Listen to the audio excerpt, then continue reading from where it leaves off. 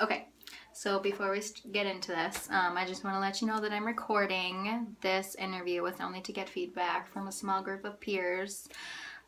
Is that okay? Yep. Okay, and if you'd like, I can delete the video once we've reviewed it and everything. Exactly. So let's talk about your background in social work. I graduated from Winona State way back when and did child protection and investigation for my internship for the social work program. And that's kind of my background in social work as of now. Very cool. So what do you do now?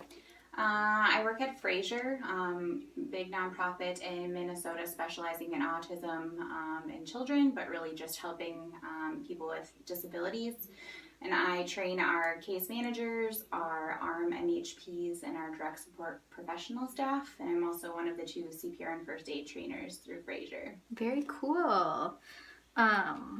So what types of things do the direct support professionals do?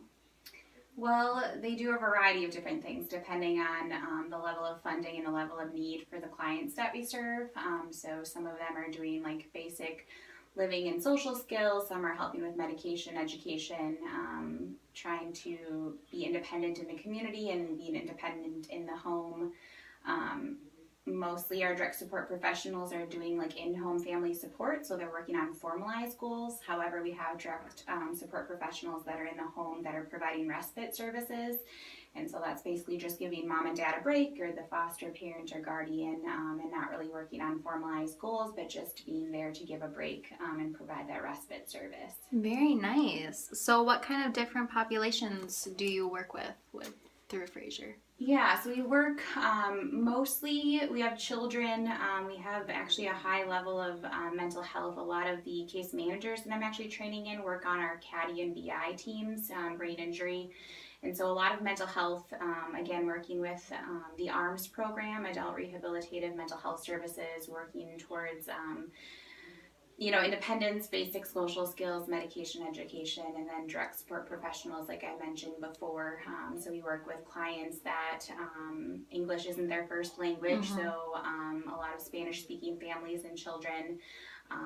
We have a little bit of ASL, but not as much as you'd think, but a lot of autism. Fraser started with autism. Yeah, that's like the big thing you hear about on the commercials is Fraser and autism, yeah. Yeah, but we do a lot with like clinical services as well, and like I had mentioned before, the mental health piece of things.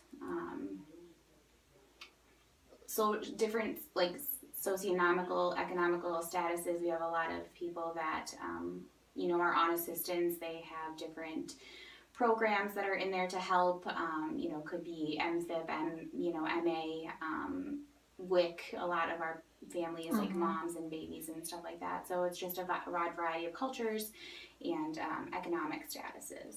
Very cool. Do you deal with a lot of crisis situations? Actually, that's one thing I can say is that Fraser is not a crisis. We don't. If one of our case managers does take a call from our clients, we would have to direct them to a crisis line. The big thing that we say is that we are not licensed to practice, crisis, and in that instance, we would call 911 for behavioral emergencies or a crisis line. But at times, our clients think that they are in crisis, and so. Oh no. So what would you say is the most difficult thing that you do? The most difficult thing I would have to say... or what is the most difficult part of your job? So I think the biggest piece is the families and being in home. When we're talking about in-home support, it's in the family home and we need to follow their rules.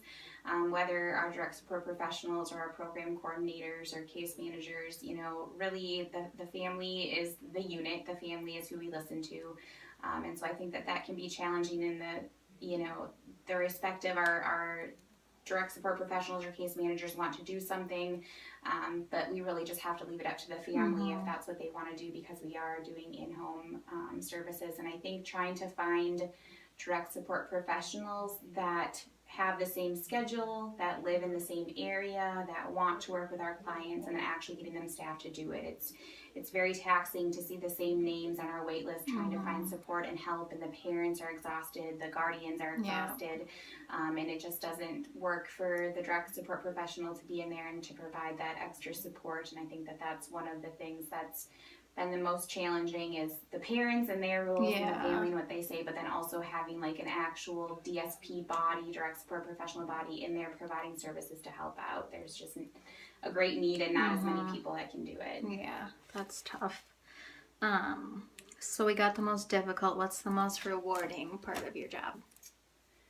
I think it's the same thing, honestly. Like the family is just being able to see what they're capable of, being able to see how the different family units come together to help the individuals with disabilities like achieve greatness and like plan for their lives, and they want them to be independent, they want them to succeed. I mean, it's a whole slew of people that are on a team. Like, it's not just the case manager, the social worker. You know, you have supported employment services if they're working. You've got the case manager. You've got the group home or the supported living apartment building. You know, you have the arms person that might be coming in and helping with medication and budgeting and things like that. And just everybody that is a team, watching them all work together to make that goal, and just seeing how happy the clients are when they succeed. Even the smallest, silliest goal for you and I could really be something tremendous for them, and seeing their independence and things that they're actually working towards and that they want to do. It's not like they're being forced to do things now. Everything is so person-centered, and so if the client doesn't want to work on a goal, they don't need to do that. They would find something that's a goal that meets the needs of them, and really having them say yes and no, and not being told what to do or told how to be. Very cool. Yeah, it's a good feeling when a group of people has been working really hard and helping a family, and to see them finally hit that goal. That's a really good feeling. Well, thank you so much. I appreciate it. Yeah, thanks, Christy.